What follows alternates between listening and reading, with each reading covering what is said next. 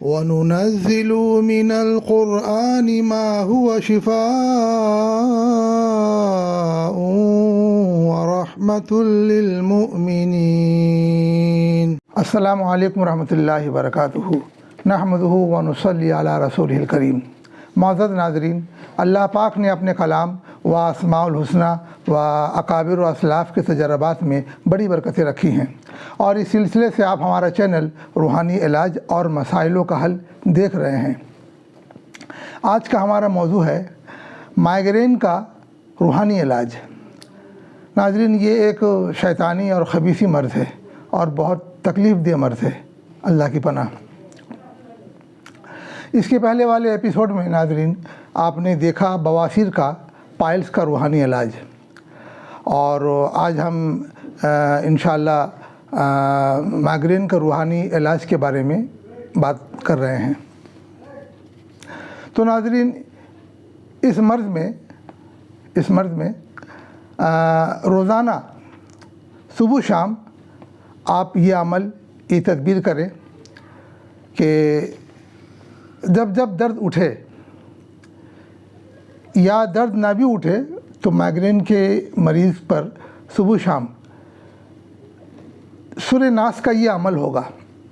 सूरह नास, कुल औज़ु बिरब्बिन नास वाली जो सूरत है उसे 9 मरतबा पढ़ा जाएगा और इस तरह से पढ़ा जाएगा कि हर 3 मरतबे पर मरीज़ के सर पर दम होगा, और वो इस तरह से कि मरीज़ के सर के अगले हिस्से से पीछे की तरफ उसको दबाते हुए, सर को दबाते हुए अपने उंगलियों से मरीज़ के सर को दबाते हुए अगले हिस्से से पिछले हिस्से की तरफ ले जाते हुए ये दबाते जाएं और पढ़ते जाएं 3 मरतबा कुल औज़ु बिरब्बिन नास, पूरी सूरत 3 मरतबा पढ़ करके मरीज़ के सर पर दम कर दें।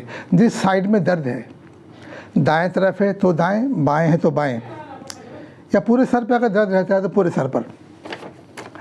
तो आप 3 दफ़ा पढ़ करके दम करें, फिर शुरू करें, फिर दबाना शुरू करें, उंगली को दबा करके, खूब दबा करके अगले हिस्से से पिछले हिस्से की तरफ ले जाएं, फिर अगले हिस्से से पिछले हिस्से की तरफ ले जाएं, फिर 3 दफ़ा के बाद फिर दम करें, फिर इस तरह से और फिर 3 दफ़ा के बाद दम करें। इस तरह से 9 मरतबा सूरह नास पढ़ा जाएगा और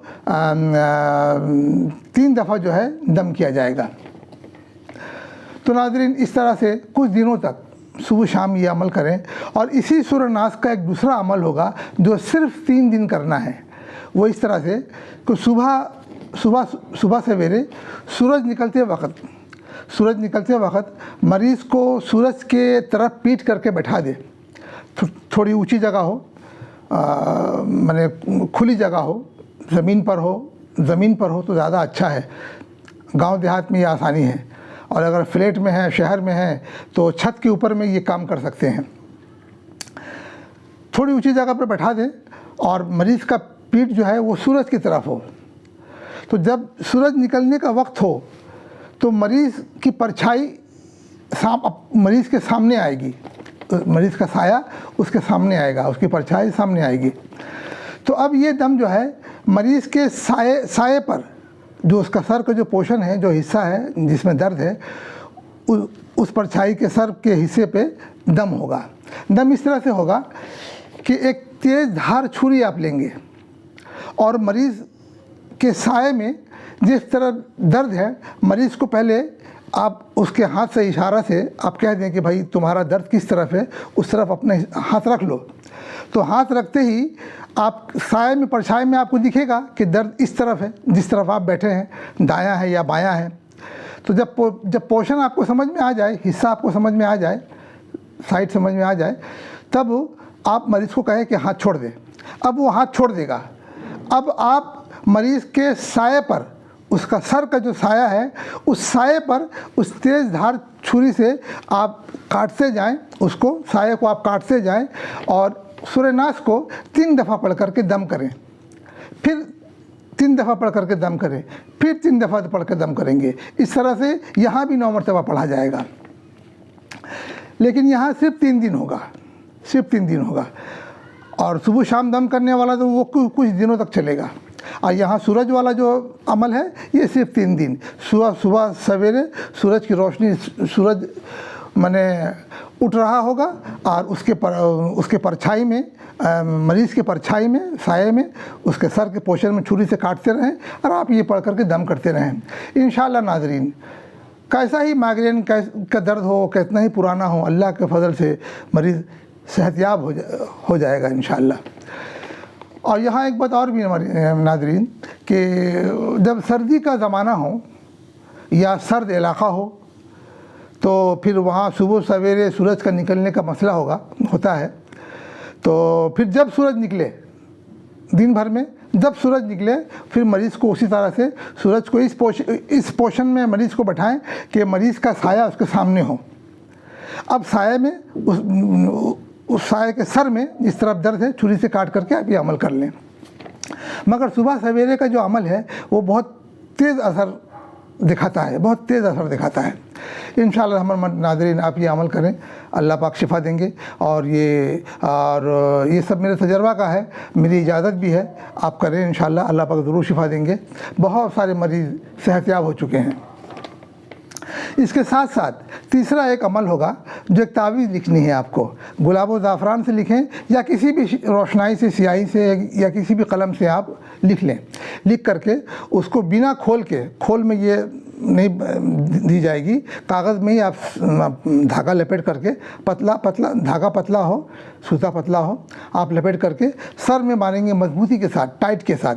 जिस तरफ दर्द है तावीज़ उसी तरफ रहेगी और तावीज़ को थोड़ा टाइट से बांधेंगे, मजबूत से बांधेंगे। और वो तावीज़ 24 घंटा तावीज़ सर पर बंधी रहे, कुछ दिनों तक बंधी रहे। जब आपको सोने का इरादा हो, मरीज़ जब सोने का इरादा करे या लेटने का, आराम करने का इरादा करे, तो लेट जाए और अपनी शहादत की उंगली से वो जो तावीज़ है उस तावीज़ को दबा करके, सर पे दबा करके, आँख बंद करके दबा करके थोड़ी देर रहे। इंशाअल्लाह इससे बहुत सुकून महसूस करेगा ये मरीज़ और बहुत जल्द सेहतयाब होगा।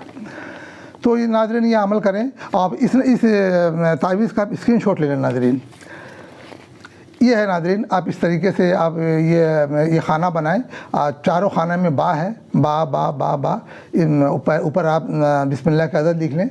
अब ये नक्श तैयार करके आप नाज़रीन आप इसको आप धागे में लपेट करके सर में बांध लें।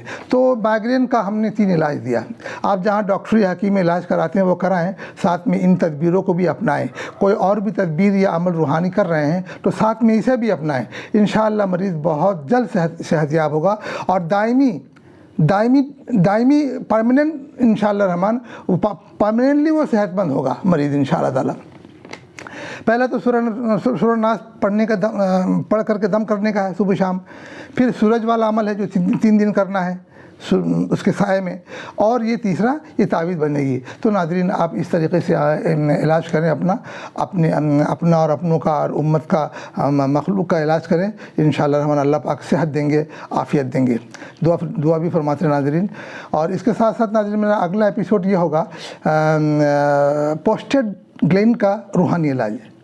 प्रोस्टेट का रूहानी इलाज, ये मर्द आमतौर पर मर्दों को और मर्दों में भी माने बढ़ती उम्र में ये मर्द होता है और ये भी तकलीफ़ दे मर्द नाज़रीन। तो इंशाअल्लाह रहमान प्रोस्टेट का रूहानी इलाज में हम मुलाकात करेंगे। तब तक के लिए इजाज़त दीजिए। अल्लाह हम सब पर रहम फरमाएँ और हम सबको कबूल फरमाएँ। आमीन। अस्सलामु अलैकुम व रहमतुल्लाहि व बरकातुहू।